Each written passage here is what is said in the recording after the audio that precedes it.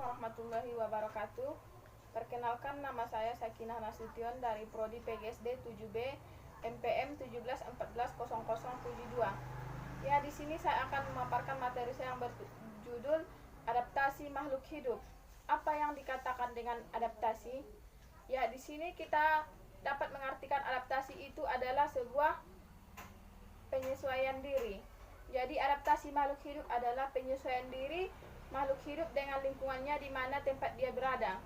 Jika makhluk hidup bisa menyesuaikan diri dengan lingkungannya, maka otomatis dia bisa mempertahankan hidup ataupun melangsungkan kehidupannya di masa yang akan datang. Dan jika sebaliknya, jika makhluk hidup tidak bisa menyesuaikan dirinya dengan lingkungannya, maka dia tidak akan bisa mempertahankan ataupun melangsungkan kehidupannya dengan lingkungannya. Contohnya di sini seperti manusia, jika dia tidak bisa beradaptasi dengan lingkungan sekitarnya, dia akan dikucilkan oleh masyarakat, dimusuhi, bahkan dia tidak akan diperdulikan oleh orang. Seperti itu juga dengan hewan dan tumbuhan. Jadi adaptasi ini bisa kita bagikan menjadi tiga golongan. Yang pertama yaitu adaptasi morfologi, adaptasi fisiologi, dan adaptasi tingkah laku. Yang pertama kita membahas tentang adaptasi morfologi. Dapat kita artikan adaptasi morfologi ini adalah adaptasi makhluk hidup dengan lingkungannya yang membedakan fungsi tubuhnya, membedakan alat-alat tubuh yang ada pada dirinya yang saling berbeda-beda dengan hewan lainnya. Contohnya di sini seperti burung. Kita sudah mengetahui jenis-jenis burung. Ada burung elang, burung pipit, burung nuri, dan lain-lain. Jadi di sini setiap hewan itu ataupun setiap jenis burung itu berbeda-beda jenis bentuk-bentuk tubuhnya. Seperti pada paruhnya. Antara hewan yang satu dengan hewan yang lain pasti berbeda. Seperti kita ketahui burung pipit. Burung pipit memiliki paruh yang pendek tetapi sangat kuat. Karena tujuan dari paruh ini berguna untuk memakan ataupun menghancurkan jenis makanannya yang berupa biji-bijian. Jadi burung ini tidak memiliki paruh yang panjang, tidak seperti dengan burung elang, karena burung elang ini memiliki paruh yang sangat kuat, tajam, panjang, dan runcing, serta sedikit bengkok. Karena tujuan dari paruh burung elang ini yaitu untuk mencabik-cabik makanannya, karena burung elang memakan daging ataupun disebut dengan karnivora. Seperti juga dengan hewan-hewan yang lainnya memiliki jenis rahang yang berbeda, jenis mulut ataupun gigi yang berbeda-beda. Di sini saya membawakan jenis burung yaitu seperti ini ada anak ayam. Kita lihat paruhnya seperti ini, tidak terlalu tumpul dan tidak terlalu runcing. Ayam ini bertujuan untuk mematuk makanannya yang ada di tanah, seperti mematuk cacing ataupun mereka mematuk seperti biji-bijian yang ada di tanah. Demikian juga dengan hewan yang lain. Seperti ada di sini seperti harimau. Harimau ini memiliki gigi yang tajam dan kuat. Tujuan dari gigi hewan ini yaitu untuk mencabik-cabik mangsanya, karena hewan ini pemakan daging. Dan demikian juga seperti ini ada singa, memiliki gigi yang tajam, dan ada dinosaurus pemakan daging juga memiliki gigi yang tajam dan kuat yang berguna untuk mencabik-cabik mangsanya, karena mereka itu memang pemakan tumbuhan.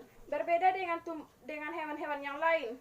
Di sini saya membawakan contoh seperti rusa. Rusa ini memiliki gigi yang berbeda. Ini giginya tidak terlalu tajam seperti gigi harimau. Gigi harimau di sini terlihat sangat panjang dan terlihat tajam karena dia akan mencabik-cabik makanan berupa daging dari giginya. Karena rusa juga pemakan tumbuhan, sehingga dia tidak memiliki gigi yang begitu tajam. Demikian juga dengan hewan yang lain seperti jerapah juga pemakan tumbuhan. Ada gajah juga pemakan tumbuhan, dan ada zebra, sapi. Dan demikian juga dengan hewan-hewan yang lain, seperti burung-burung yang lain pasti memiliki jenis makanan, memiliki tubuh yang berbeda, karena setiap hewan itu tidak memiliki makanan yang sama, sehingga mereka juga memiliki perbedaan. Selanjutnya yang kedua, kita membahas tentang adaptasi fisiologi. Adaptasi fisiologi secara singkatnya kita katakan fisik. Fisik artinya tubuh. Tubuh itu memiliki ciri-ciri yang berbeda antara tubuh yang satu dengan tubuh yang lain. Misalnya, adaptasi ini sangat mudah untuk kita amati ataupun untuk kita prediksi. Misalnya kita sebagai manusia, jika kita berada di tempat yang agak panas ataupun suhu yang tinggi, otomatis tubuh kita akan langsung secara spontan mengeluarkan keringat, sehingga tubuh kita akan panas. Tetapi jika kita berada di daerah yang lembab ataupun suhu yang agak rendah, tubuh kita tidak akan mengeluarkan keringat, tetapi tubuh kita akan kedinginan. Jadi di sini terlihat jelas sekali bahwa perubahan pada diri kita ataupun adaptasi diri kita dengan lingkungan kita itu sangat mempengaruhi. Jika kita di tempat yang rendah, maka tubuh kita tidak akan kepanasan. Tetapi jika kita di tempat dengan suhu yang tinggi, tubuh kita akan kepanasan dan mengeluarkan keringat. Seperti itu juga dengan hewan-hewan yang lain, seperti hewan-hewan yang berbentuk seperti hewan herbivora. Makanannya tumbuhan, dia tidak akan memakan daging dan dia tidak akan memakan segalanya, tetapi dia hanya memakan tumbuhan saja. Jadi dia menyesuaikan dirinya dengan lingkungannya. Seperti juga dengan hewan pemakan daging karnivora, dia tidak akan memakan tumbuhan, tetapi dia memakan daging. Seperti juga dengan omnivora, pemakan segalanya. Dia akan memangsa apa yang dilihatnya, dia memangsa pakaian, dia memangsa daging, dia memangsa tumbuh-tumbuhan. Contohnya hewan ini seperti tikus, dia akan memangsa segalanya. Jadi di sini selanjutnya kita akan membahas membahas tentang adaptasi tingkah laku. Adaptasi tingkah laku ini yaitu tingkah laku sifat. Berarti adaptasi itu penyesuaian sifat makhluk hidup. Di sini berbeda-beda antara hewan yang satu, antara tumbuhan yang satu ataupun antara tubuh yang satu dengan tubuh yang lain. Adaptasi tingkah laku ini contohnya kita bisa melihat seperti bunglon. Bunglon itu bisa menyesuaikan dirinya dengan tingkah lakunya. Jika dia berada di daerah yang berwarna hijau, dia akan berubah kulitnya ataupun tubuhnya menjadi warna hijau. Sehingga jika ada serangan dari musuh, sang musuh tidak akan bisa mengenalinya karena tubuhnya itu sudah menyesuaikan dengan daerah di mana dia tempat berada. Dan jika dia juga berada di tempat yang agak coklat-coklat, tubuhnya akan berubah menjadi warna coklat sehingga sang musuh tidak dapat mengenalinya. Ada juga seperti cicak. Cicak sudah biasa kita sering melihatnya di rumah kita. Rata-rata setiap manusia memiliki cicak di rumahnya. Otomatis kita sudah mengenalinya. Jadi cicak ini memiliki tingkah laku dengan memutuskan ekornya jika bertemu dengan sang musuh. Jadi tetapi dia tidak akan mati meskipun dia memutuskan ekornya, tetapi sang musuh malah akan mengira ekor itulah dia, dan sang musuh memakan ekor tersebut dan dia bisa lari sehingga dia aman dari serangan musuh. Begitu juga seperti dengan cumi-cumi. Cumi-cumi ini adalah makanan yang sering kita makan ataupun sudah biasa kita makan dan kita sudah bisa mengenalinya. Cumi-cumi ini memiliki tinta. Tinta ini sangat berpengaruh pada dirinya sehingga dia bisa menyelamatkan diri dari sang musuh. Jika sang musuh datang menghampirinya, dia akan menyemprotkan tintanya ataupun mengeluarkan tintanya di dalam air sehingga sang musuh tidak dapat mengenalinya dan dia akan lari dan aman dari serangan. Tentang cara penyesuaian tumbuhan dengan lingkungannya. Jadi tumbuhan itu berbeda-beda cara penyesuaian hidupnya dengan tumbuhan yang lainnya. Ada yang hidup di darat, ada yang di air, ada yang hidup di gurun, pasir, bahkan ada juga cara menempelkan diri di batang yang lain. Tumbuhan yang hidup di darat disebut dengan xeropit. Contohnya ada buah mangga, ada buah jambu, ada bunga anggrek dan lain-lain. Sedangkan tumbuhan yang hidup di air disebut dengan hidropit. Contohnya ada kangkung air, ada eceng gondok dan ada juga bunga teratai. Ada juga tumbuhan yang hidup dengan menempelkan diri pada batang lain. Contohnya ada bunga anggrek, ada benalu. Ini disebut dengan epipit. Jadi tumbuhan ini tidak bisa hidup di tempat yang lain kecuali dengan di habitatnya sendiri.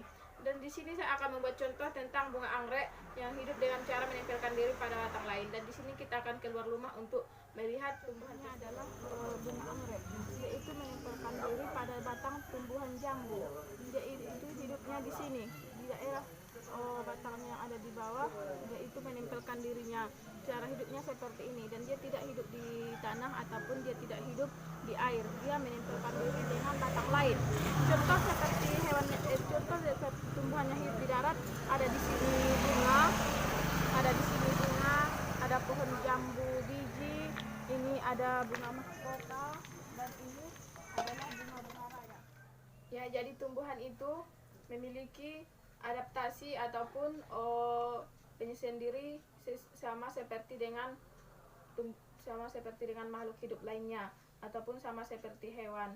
Jadi tumbuhan itu memiliki cara-cara beradaptasi yang berbeda-beda. Ada seperti pohon jati.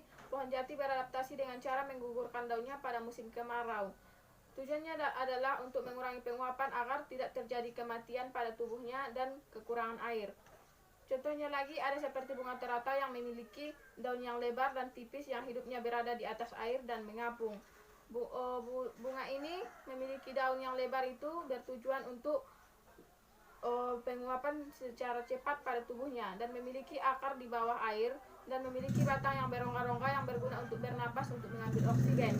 Selanjutnya ada pohon kaktus yang hidup di tanah tandus ataupun di tanah yang gersang, memiliki batang tubuh yang tebal untuk berguna menyimpan air ataupun menyimpan cadangan air, dan memiliki daun yang kecil-kecil seperti duri yang berguna untuk penguapan.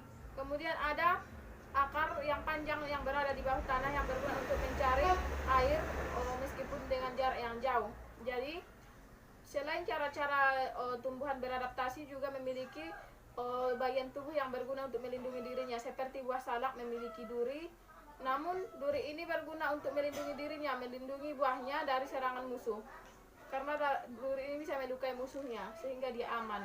Kemudian ada buah durian yang memiliki duri yang tebal pada kulitnya yang bisa melindungi bijinya dari serangan musuh, karena dari bijinya inilah terjadi perkembangbiakan. Kemudian ada buah nangka ataupun pohon karet atau bunga kamboja yang memiliki getah. Getah ini berguna untuk melindungi dirinya dari serangan musuh. Apabila musuh terkena getahnya itu, kemungkinan musuh akan bisa mengalami kematian ataupun susah untuk bergerak sehingga mereka aman dari musuhnya. Jadi cukup sekianlah pembahasan saya mengenai materi adaptasi makhluk hidup. Kurang dan lebihnya saya mohon maaf. Assalamualaikum warahmatullahi wabarakatuh.